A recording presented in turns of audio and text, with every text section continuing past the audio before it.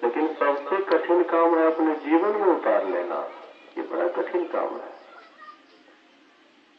मनुष्य अपने जीवन में सत्संग ध्यान को अपने दिनचर्या ही बना ले, उसका कल्याण हो जाएगा। और यह प्रत्यक्ष में उनको दिखा गया। मैंने सुना कि जब ये शरीर छोड़ने वाले थे, लगभग 50 मिनट या घंटा भर पहले एकदम शांत मुद्रा में हो गए, बिल्कुल शांत। उससे पहले ये कुछ हलचल में थे, कुछ विशेष चिंतित थे, इधर उधर सांसारिक बात सोचते थे।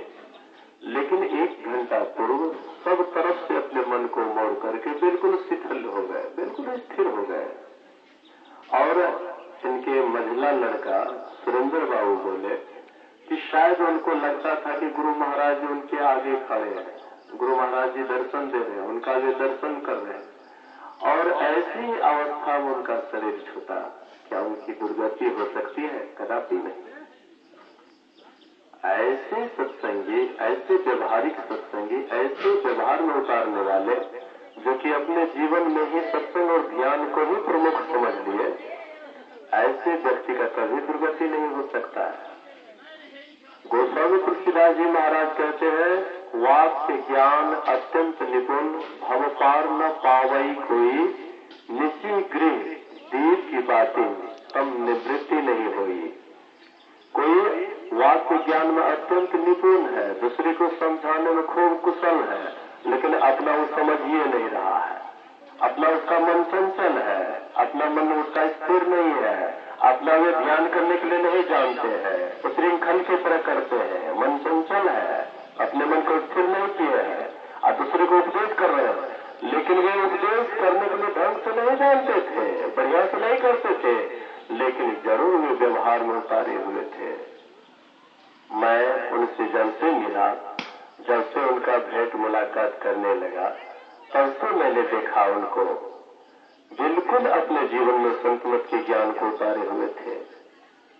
गोस्वामी भगवान बुद्ध ने कहने की कृपा की कि मनुष्य अपना स्वामी आप ही होता है, कोई किसी का स्वामी नहीं होता है, अपना स्वामी आप ही होता है।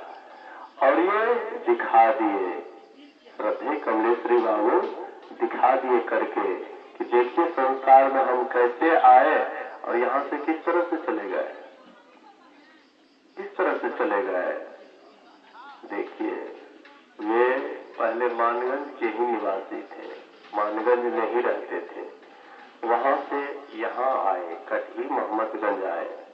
यहाँ आने के बाद, दूसरे जगह से आने के बाद, यहाँ के लोगों से उनको पूरा हेल मेल हो गया, किसी से उनको लड़ाई झगड़ा नहीं होता था। ऐसे उनका व्यवहार था, ऐसे उसका बोली था, विचार था कि शायद ही हमको लगता है कि किसी से उनको झगड़ा होता हुआ होगा। सबसे मेल से रहते थे, सबसे बोली विचार भी इतना ठंडा, वाणी में भी इतनी मधुरता कि शायद दूसरे के मन को मोह लेते थे। लोग उनके वाणी से भी बहुत प्रभावित होते थे, व्यवहार से भी बहुत प्रभावित होते थे। और ये क्षेत्र में संतमत का प्रचार भी नहीं हुआ था। संतमत का जब वे आए थे तो संतमत के ज्ञान को यहाँ के व्यक्ति नहीं जानते थे कि संतमत क्या होता है, संतमत का ज्ञान क्या होता है, संतमत क्या चीज है, ज्ञान क्या चीज है। यहाँ के व्यक्ति अनभिज्ञ थे, लेकिन वे वहाँ से चल करके यहाँ आए और यहाँ आकर के पूरे क्षेत्र में हर जगह जा करके अपना ये संतमत के ज्ञान को फैलाए। ग्वालपाड़ा में शायद कोई सत्संगी नहीं था, ये बराबर जाते थे रमेश बाबू मुखिया जी के पास, उनके यहाँ जाते थे, सत्संग करते थे, सत्संग सुनते थे, सुनाते थे। धीरे धीरे एक तरफ से सबको सत्संगी बना दिए।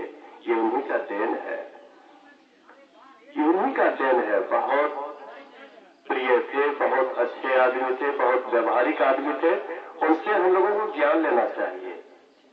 आए हैं तो जाएंगे, राजा रंग फकीर, एक सिंहासन चढ़ी चले, एक बंधे जात जंजीर। जो आए हो तो जगह करेंगे, जो आए हैं उसको जाना है, लेकिन जाने में कुछ फर्क होता है, कुछ नियम है।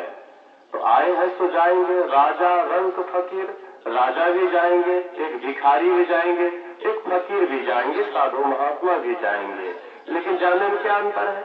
एक सिंहासन चढ़ी चले, एक आराम से सिंहासन पर बैठ करके जाता है और दूसरे को हाथ बांध करके हथकड़ी लगा करके यहाँ से मारते पीटते हुए जमराज ले जाते हैं और क्या करते हैं? उसको नरक कुंड में डाल देते हैं। लेकिन हमारे श्रद्धेय कमलेश्वरी बाबू जो थे, शायद मुझे ऐसा विश्वास नहीं है कि उनके लिए हथकड़ी आया होगा।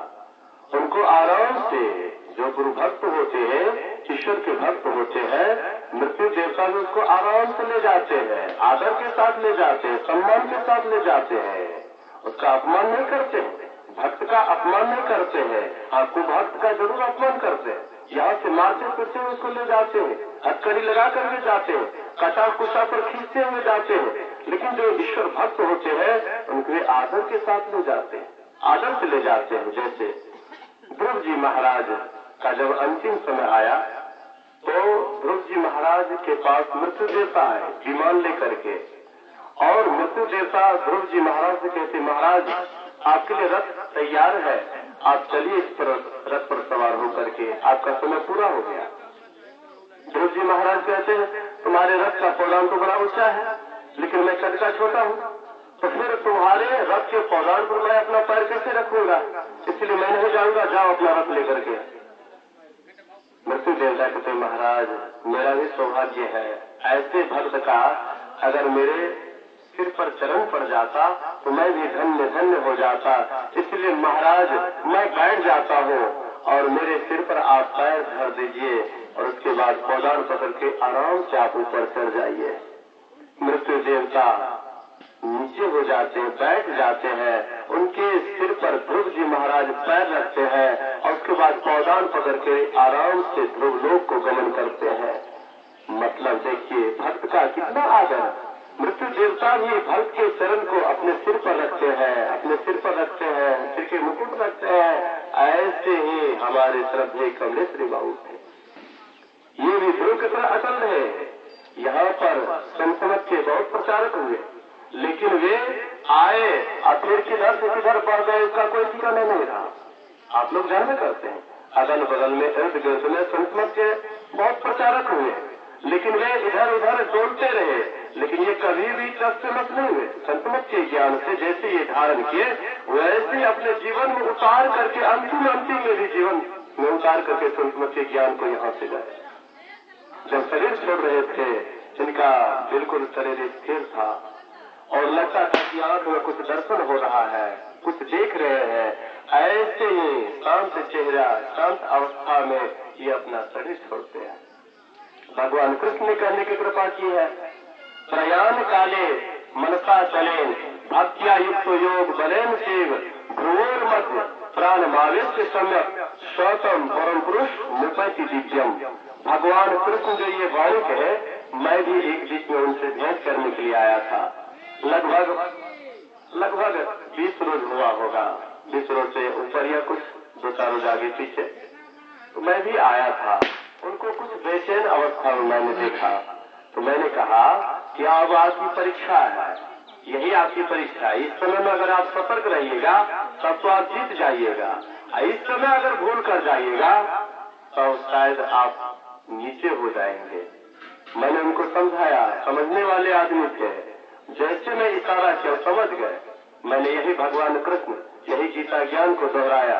प्रयाण काले मतलब शरीर छोड़ते समय, जिस समय में हम शरीर छोड़ते हैं उस समय में प्राण को त्रिकुटी के बीच में, दोनों भावों के बीच में भक्ति योग युक्त होकर के जो साधक अपना शरीर छोड़ते हैं, भगवान कृष्ण कहते मेरे परम शांति को पाते हैं, मेरे परम शांति को पाते हैं। और ऐसा ही इनकी मृत्यु हुई, बहुत सुंदर मृत्यु हुई। ऐसा तो शायद ही किसी का होता है।